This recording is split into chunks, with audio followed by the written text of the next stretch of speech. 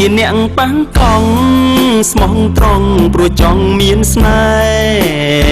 ហ៍លួចស្រឡាញ់កូនគេប្រាប់ម៉ែឲ្យស្ដីលោមើលក្រែងលោនាងព្រមខ្ញុំត្រេកអរមិនស្ទើរកាន់ដៃបណ្ដាគេចោលមើលពេញស្រុកខំប៉ះកង់យូរហើយម៉ែអើយអាណិតកូនផងព្រោះតែគ្រានេះម្ដងកូនដកចិត្តមិនរួចទេព្រមតាមកូនទៅសូមអង្វរណាម៉ែបាននាងធ្នមថែគ្រាន់មើលម៉ែដល់ចាំជរា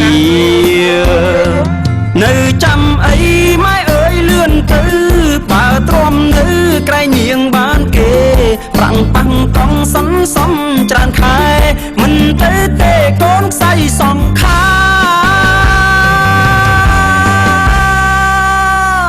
តែចង្រៃខ្ញុំក្រស្រីល្អ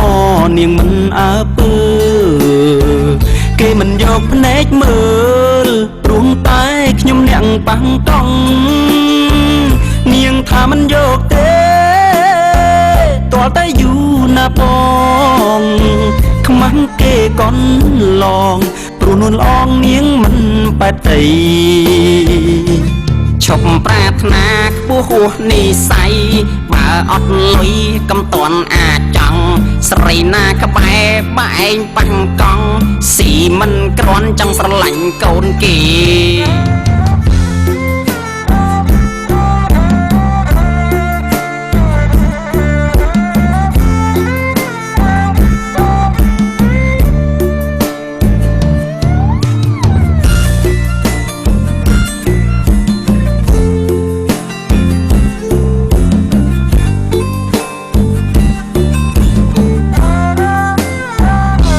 នៅចាំអីម៉ែអើយលឿនទៅបើទ្រាំនៅក្រែងនាងបានគេ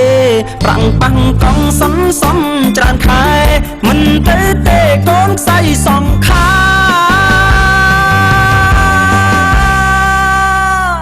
តែចង្រៃខ្ញុំក្រស្រីល្អនាងមិនអើពើគេមិនយកភ្នែកមើលព្រោះតែខ្ញុំអ្នកប៉ាំងកង់នាងថាមិនយកទេតើតែយូរណាបងខ្មាំងគេកនឡងព្រោះនួនឡងនាងមិនបែកដីអូយស្នេហាវាសនាខ្ញុំអ្នកប៉ាំងកង់